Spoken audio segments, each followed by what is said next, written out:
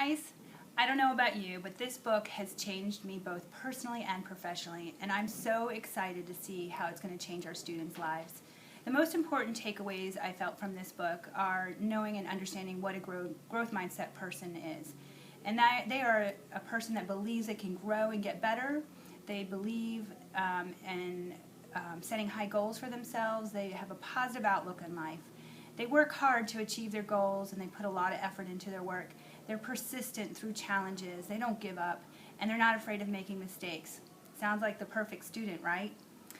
The fastest way we can stop a person from developing a growth mindset is telling the students they are so smart. So the first step is to praise the process and not the product or the person. When trying to figure out what to share on this first chapter of Carol Dweck's mindset book, I wanted to make sure it was going to be really useful, and I didn't want to waste your time.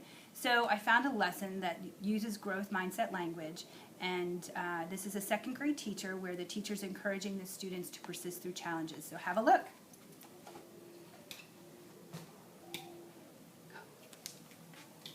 Today we will work harder to get smarter.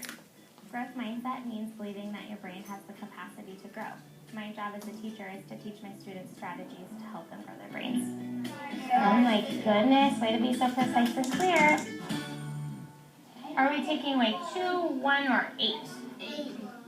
In life, students are going to need to pursue problems, and they're going to need to be developed as problem solvers who know how to encounter a challenge and work through it to persevere to solve it. How many star stickers does Sally have left? Scholars, remind our brains how we solve this. Turn and tell your partner, I solved this problem by. In math in particular, I'm much more concerned with their ability to make sense of a problem and persevere in solving it than I am in them getting the right answer. How many more do I need to take away? 8.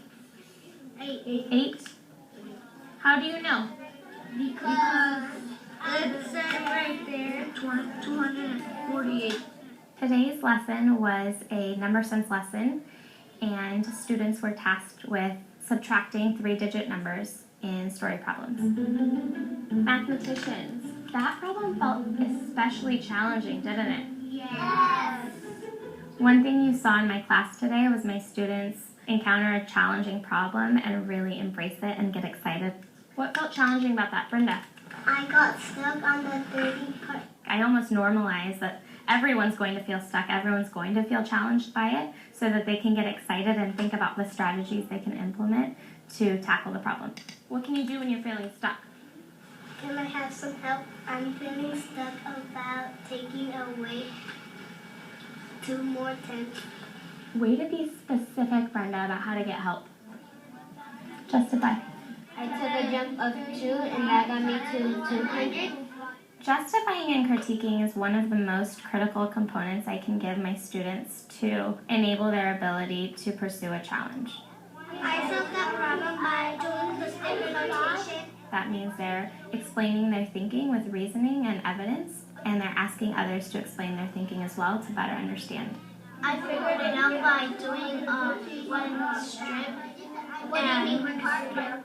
When we are tasked with the ability to express ourselves or articulate our thinking, it really illuminates our understanding or our misunderstanding.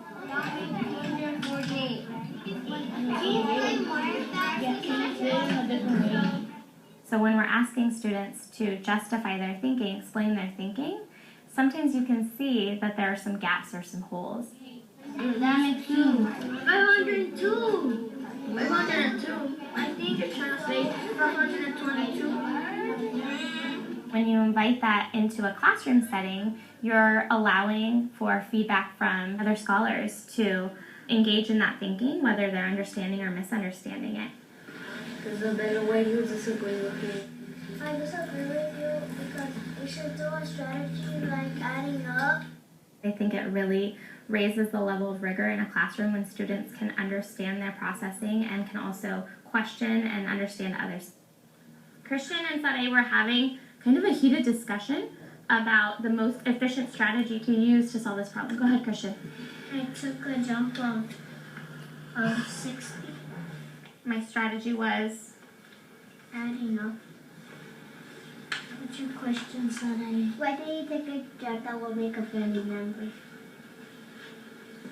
I know that 60 plus 1 equals 61. I just want to pause and reflect on what's going on here. Already 2 people have shared out the same strategy, but they did it in a different way.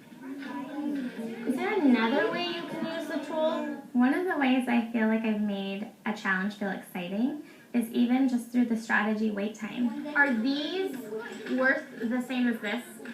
When I see a student struggling, I really zero in on that and I capitalize on it. I say, oh my goodness, I can really see the wheels in your brain spinning. What tool would help me solve this problem? Is a linking cube the right tool? So think, what may be a better tool to use? When Hundreds, tens, and ones. Justify. all these have 3-digit numbers. Great. There's 2 ones, so I think that's 522. We haven't even found the answer yet, have we? No. How are you feeling? Good. Even though you haven't found the answer? Yeah, Why? because I'm working so hard. Okay, friends, I'm gonna have to stop you. We ran out of time. You were doing so much thinking.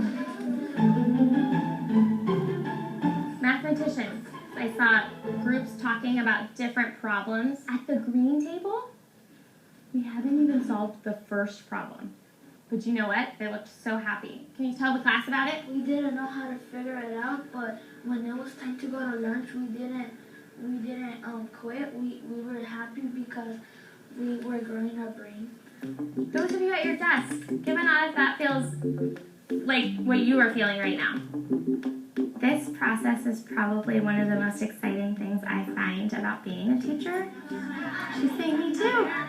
Seeing my students struggle and encounter a challenge and embrace it is something that leaves me with great peace of mind because I know when they leave my classroom, they'll continue to have that growth mindset. They'll carry it on with them as they undoubtedly experience new challenges in life.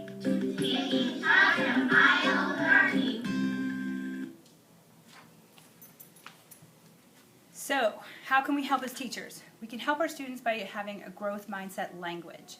And growth mindset language motivates students to ensure that they remain persistent, resilient, and focused on the process of learning. Sounds easy, right? But sometimes old habits are hard to break. Don't expect it to happen overnight, and I started this 2 years ago, and I'm still growing. Included in your folders, at the beginning of the school year, I handed out some growth mindset folders. You have some frameworks for helping to develop some growth mindset language. And if you just make it easy by starting with maybe 2 or 3 phrases to highlight and use those and make them a habit, then you can add 2 or 3 more and eventually it will become a complete habit. So good luck and thanks for listening.